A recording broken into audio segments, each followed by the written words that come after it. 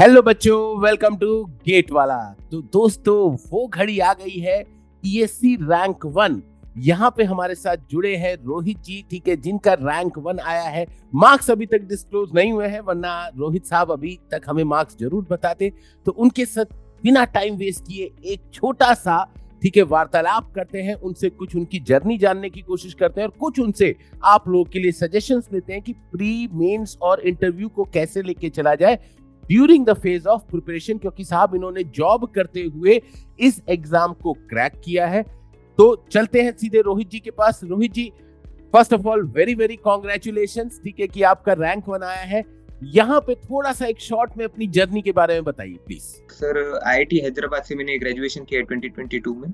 There my personality, my soft skills developed a lot because during study in 11th-12th वो होता नहीं है कि हम बस पढ़ाई पे फोकस करते हैं और जो सोशल स्किल्स रहती है वो डेवलप नहीं होती है। So there and technical knowledge also. फिर 2 साल मैंने प्रिपरेशन की दिल्ली में रह के। लास्ट ईयर भी मैंने अटेम्प्ट किया था, but I missed by few marks, like few means 30-40 marks, which is a lot. And now sir, second attempt में मेरा फर्स्ट रैंक आया। That's very good, very good, very good. तो देखिए, आप आईआईटी हैदराबाद से है, ठीक है, और आपने ईएससी क्रैक किया। एक चीज मैं ये मिथ जानना चाहूंगा बच्चों के बीच में कि सर आईआईटी एनआईटीज के बच्चों का ही ईएससी में सिलेक्शन होता है, क्या ऐसा कुछ नेसेसरी है? नो सर, बट एक रहता है कि आईआईटी के बच्चों में कॉन्फिडेंस रहता है, और पहले से aptitude skills, thinking skills, understanding, क्योंकि उन्होंने 11th-12th में काफी ज्यादा मेहनत की है डेवलप करने में, तो वो एक उनको पहले से मिलता है। मैं नहीं कहूँगा, उन्होंने डेवलप किया है, जो कि बाकी कॉलेज के बच्चों को डेवलप करना पड़ता है, और it means take some time more than us to understand, but surely they will crack. क्योंकि बहुत सारे स्टूडेंट्स है, मेरे भी दोस्त थे, लाइक AR12 नंदन, वो आईआईटी से नहीं है। He developed, they need to work more hard than us to understand the concepts and all, but sir surely they can crack with dedication. नहीं, बिल्कुल, देखिए सही बात बोल रहे हैं, ये मैं भी बोलता हूँ। देखो, आईआईटीज और एनआईटीज के जो बच्चे हैं वो उस कॉलेज में पहुंचने के लिए बहुत मेहनत कर चुके हैं, उन्होंने सक्सेस का स्वाद चखा हुआ होता है और उन्हें ये पता है कि भाई डेली कंसिस्टेंटली मुझे मेहनत करना और एक दिन ये पहाड़ टूट के गिर जाएगा और सक्सेस मुझे मिल जाएगी, ये उन्हें पता रहता है। अब जो, ठीक है, नॉर्मल कॉलेजेस के बच्चे रहते हैं, टायर 2 टायर 3 के बच्चे रहते हैं, वो इसी चीज में परेशान रहते हैं कि भाई मुझे रिजल्ट कब मिलेगा, रिजल्ट कब मिलेगा, रिजल्ट कब मिलेगा, वो दिन कब आएगी, इस रात की सुबह कब होगी, राइट। बट आईआईटी और एनआईटी के जो भी बच्चे हैं उन्हें ये चीजें पता रहती हैं। और दूसरी बात यह है कि आपने बहुत अच्छी बात कही, इससे मैं भी एग्री करता हूं कि साहब जो आईआईटी एनआईटी के बच्चे हैं वो अपने बेसिक्स पे बहुत अच्छी तरीके से वर्क कर चुके होते हैं। उन्हें जो फंडामेंटल फिजिक्स है, फंडामेंटल मैथमेटिक्स है, वो बहुत अच्छे से आती है। तो प्रिपरेशन के दौरान इन चीजों पे उनका समय नहीं, ठीक है, बर्बाद होता है, रादर वो आगे बढ़ जाते हैं। ठीक है, मैथमेटिक्स में वो इंटीग्रेशन, डिफरेंशिएशन, इन चीजों पे समय नहीं लगाते, घटाव जोड़, ठीक है, इन चीजों पे समय नहीं लगाते, गुणा भाग पे उनका समय नहीं बर्बाद होता है, रादर वो बहुत आगे बढ़ जाते हैं। क्यों, यही शायद आप कहना भी चाह रहे थे। Yes sir. एग्जैक्टली तो देखिए, अब ये चीजें हो गई हैं, तो इन्होंने बताया कि सर ये चीजें डिफरेंशिएट करती हैं। अब मुझे एक चीज ये बताइए कि प्री में एक बच्चे को कितना स्कोर टारगेट करना चाहिए ताकि वो एक सेफ स्कोर तक पहुंच जाए और अपने आप को फील गुड करे। देखिए, जनरली जो आपका कट ऑफ रहता है 225, 220, 230 के आसपास दिखता है, बट मैं फिर भी स्टूडेंट को कहता हूं कि भाई 240 से 245 लाओ, ठीक है, जिससे आप एक फ्री जोन में रहते हो कि नहीं यार मेरा सिलेक्शन हो जाएगा और आगे मेंस और इंटरव्यू में मुझे बहुत ज्यादा इश्यू नहीं आएंगे। और इसके साथ में एक जवाब और भी आपसे जानना चाहूंगा कि जो जनरल स्टडीज का पेपर है, ठीक है, प्री में जो पेपर 1 है, उस पे कैसे डील किया जाए, क्योंकि बच्चों की वही सबसे बड़ी बर्निंग प्रॉब्लम है। तो इन 2 सवाल का मैं आपसे जवाब चाहूंगा। सर, पहले सवाल का जवाब देना चाहूंगा कि एक सेफ स्कोर मतलब 250 plus is a safe score, और तुम्हें आगे के एग्जाम्स में भी एवरेज स्कोर लाना पड़ेगा सिलेक्शन के लिए। लाइक मेंस में 430 प्लस, 420 प्लस लेना पड़ेगा, अगर यहाँ 250 प्लस है। इंटरव्यू में भी 125, लेकिन एक काफी अच्छा स्कोर अगर टॉप में आना है तो 300 प्लस प्री में, when the paper is normal, if you want to have a single digit rank, 300 plus aim करना चाहिए। एम शुड, सबका एम 300 प्लस ही होना चाहिए, then they can manage to get 250 marks. If they aim 250 तो थोड़े कम आएंगे। Yes sir. एंड सेकंड सवाल का जवाब about the GS paper. Sir, GS में मैंने क्लासिफाई किया था कि स्टैटिक और डायनामिक पार्ट, जैसे इंजीनियरिंग ड्राइंग हो गया, मटेरियल साइंस, आईसीटी, जो ज्यादा चेंज नहीं होते, इन्वायरमेंट का कुछ स्टैटिक पार्ट, प्रोजेक्ट मैनेजमेंट, तो इन्हें हमें काफी अच्छे से प्रिपेयर करना है, इनके क्वेश्चंस भी प्रैक्टिस करना है, जो भी अवेलेबल रहते हैं मार्केट में बुक्स उससे क्वेश्चंस प्रैक्टिस कर सकते हैं अपन। और जो डायनामिक पार्ट रहता है उसका एक एक मतलब उसके बस एक कंसाइज मटेरियल रहना चाहिए, क्लास नोट्स हो सकते हैं, और उन्हें हमें बार बार रिवाइज करते रहना है। करंट अफेयर्स पे जिनका पहले से रीडिंग न्यूज़पेपर की हैबिट नहीं है और अभी टाइम कम रहा तो उस पे फोकस नहीं किया तो भी चल सकता है। डेली न्यूज जो गूगल वगैरह आती है बस हाइलाइट्स देख सकते हैं, लेकिन जो पहले से न्यूज़पेपर पढ़ते आ रहे they can continue there habit. लेकिन हमें सब जीएस के सब्जेक्ट्स पढ़ के जाना है, एटलीस्ट बेसिक जितने क्लास नोट्स है उन्हें रिवाइज करके हमें जाना है, then they can manage to get 70-80 marks. 100 score in GS is a very good score. वो तो देखिए, मैं तो 100 को बहुत एक्सेप्शनल स्कोर मानता हूँ। ठीक है, आप रैंक 1 यहाँ पे लाए हो क्योंकि हमें एक लार्जर मास को कैटर करना होता है। मैं देखिए, मेरा सजेशन ये रहता है स्टूडेंट्स को कि यार 80 प्लस टारगेट करो, आप पीछे नहीं रहोगे। ठीक है, बट बहुत ज्यादा मार्क्स लाने के चक्कर में यहाँ डूब ना जाओ क्योंकि ये समंदर है। ठीक है, और आपका जो इंजीनियरिंग सर्विसेज का जो टेक्निकल पेपर है ये एक नदी की तरह है जिसे पार करना आसान है, समंदर ठीक है जीएस है, तो इसमें आप 80 प्लस 90 लाते हो बहुत अच्छा स्कोर मानता है, 100 प्लस चले जाते हो तो एक्सेप्शनल स्कोर आ जाता है। टेक्निकल में 160 170 लाना ज्यादा आसान है, रेदर यहाँ 100 लाना ठीक है काफी टफ हो जाता है। ठीक है, इसके बाद मेंस की तैयारी स्टूडेंट्स को प्री के साथ करनी चाहिए या फिर वो ठीक है अपना प्री पहले तैयार कर ले और मेंस को सेपरेटली लेके चले? सर पिछले साल तक ये था कि प्री के बाद मेंस कर सकते थे, लेकिन इस साल मैं कहता हूँ कि जैसे 2 ही महीने मेंस को, तो स्टूडेंट्स को प्री के साथ ही मेंस की तैयारी करनी चाहिए। सब सब्जेक्ट्स ना हो पाए तो जो पेपर 1 के जो बड़े बड़े सब्जेक्ट रहते हैं, स्ट्रक्चर्स, आरसीसी, स्टील, तो या पेपर 2 के फ्लूइड मैकेनिक्स, सॉइल, तो इन्हें हमें साथ में प्रिपेयर करना है प्री के। Like pre in the sense March तक प्रिपेयर कर सकते हैं, लाइक देयर आर 4 मंथ्स, तो मेंस के सब्जेक्ट साथ में चला सकते हैं, 2 महीने प्री को सेपरेट दे सकते हैं, then in other 2 months which are particularly dedicated for mains, उसमें हम 1 महीने में पूरा सिलेबस कवर हो जाना चाहिए और last 1 month we can revise, give test series, practice and improve. Exactly, बहुत नहीं सही बात आप बता रहे हैं क्योंकि देखो मेंस को अलग से लेके नहीं चल सकते दोस्तों, क्योंकि एक चीज ये भी नोटिस करिए कि भाई देखो इंजीनियरिंग सर्विसेज का जो प्री होता है ना वो रैदर प्री नहीं है, मेंस का एक छोटा पार्ट है, मेंस की फाउंडेशन रख दी जाती है। कैसे? अब एग्जाम में कई बार ये भी पूछ लेते हैं कि फ्लूइड मैकेनिक्स में ये बर्नौलिस थ्योरम है, अब साहब बर्नौलिस थ्योरम के असम्पशंस क्या है? ठीक है, और वो असम्पशंस आपको तब तक नहीं पता हो सकते जब तक आपने डेरिवेशन नहीं किया हो।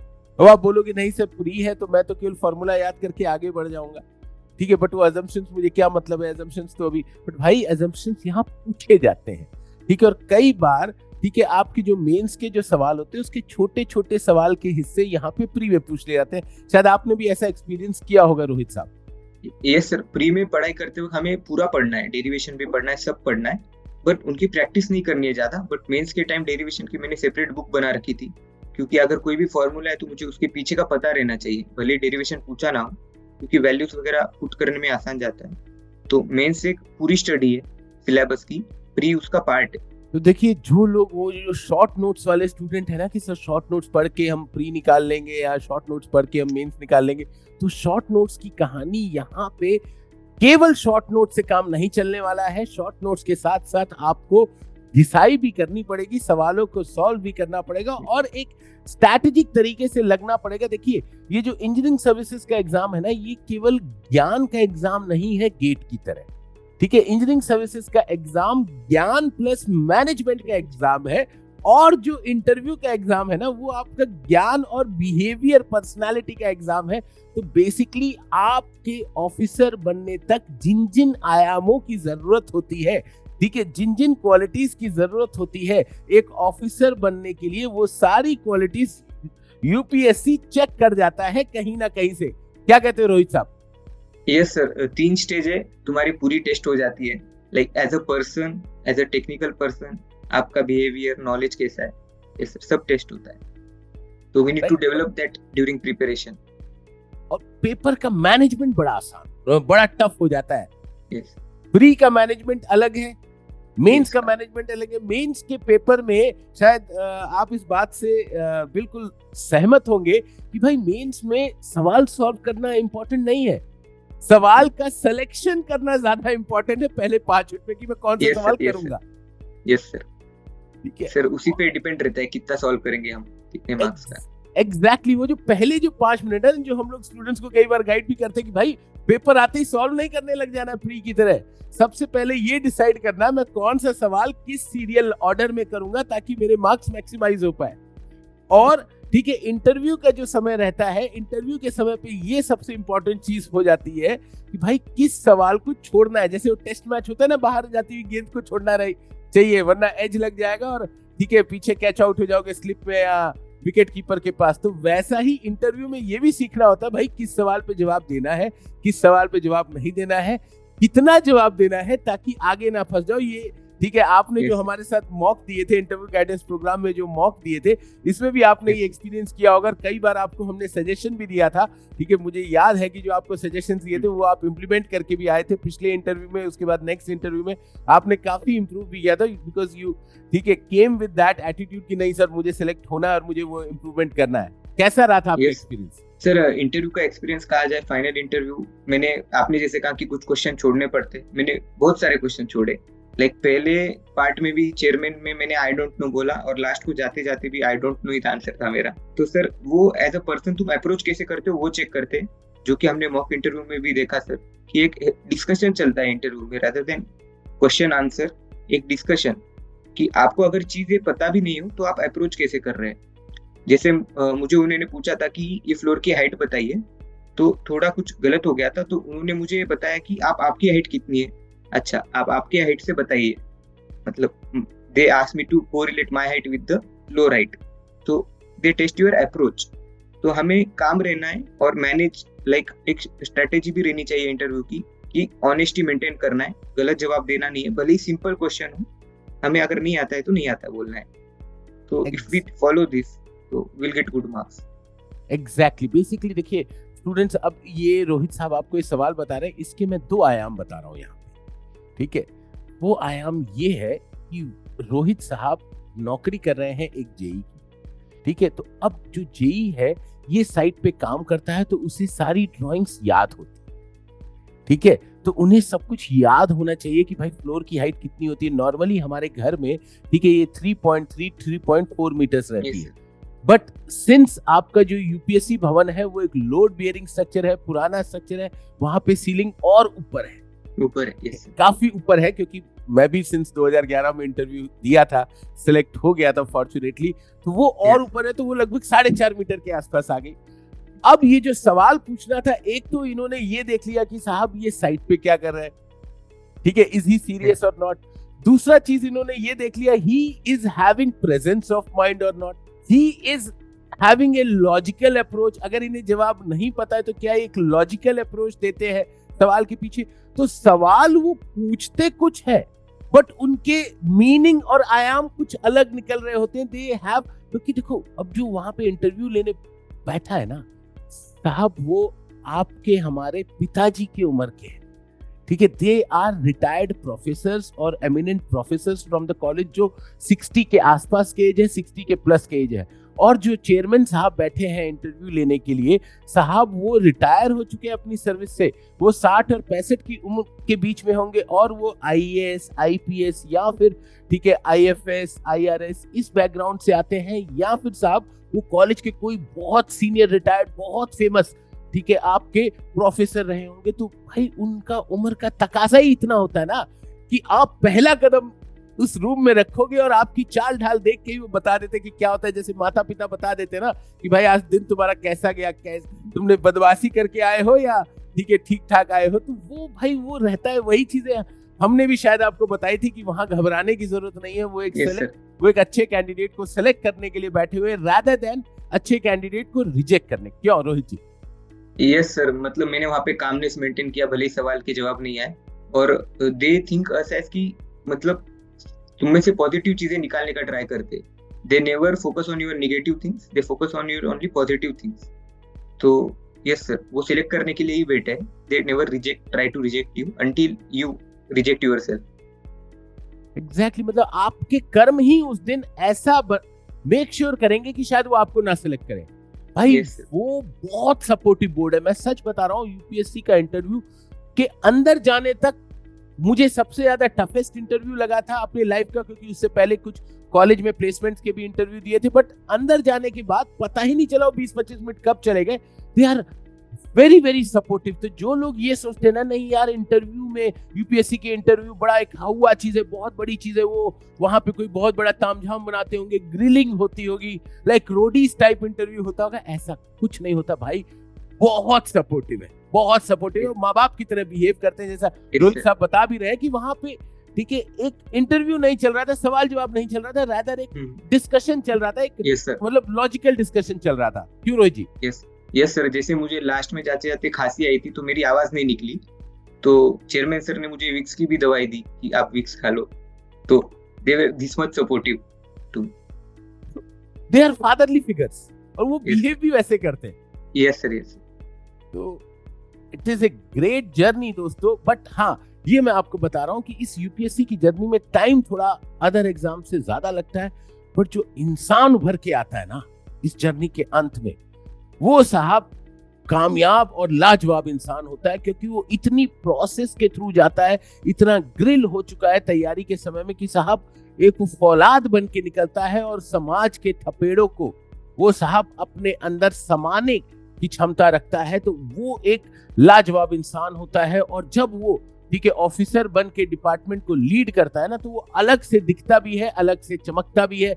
ये मैंने अपने काफी जूनियर्स, अपने काफी सीनियर्स और अपने काफी साथियों में देखा है। तो मैं ये जरूर बोलूंगा, एक बार लाइफ में सीरियसली ठीक है इन एग्जाम्स की तैयारी करो, बहुत कुछ लाइफ में सीखने को मिलेगा, बहुत कुछ ठीक है लाइफ में झेलने को मिलेगा, और बहुत कुछ आपके अंदर कॉन्फिडेंस भी आएगा। Rohit ji, this was my last question, आप इस पे क्या कहना चाहेंगे?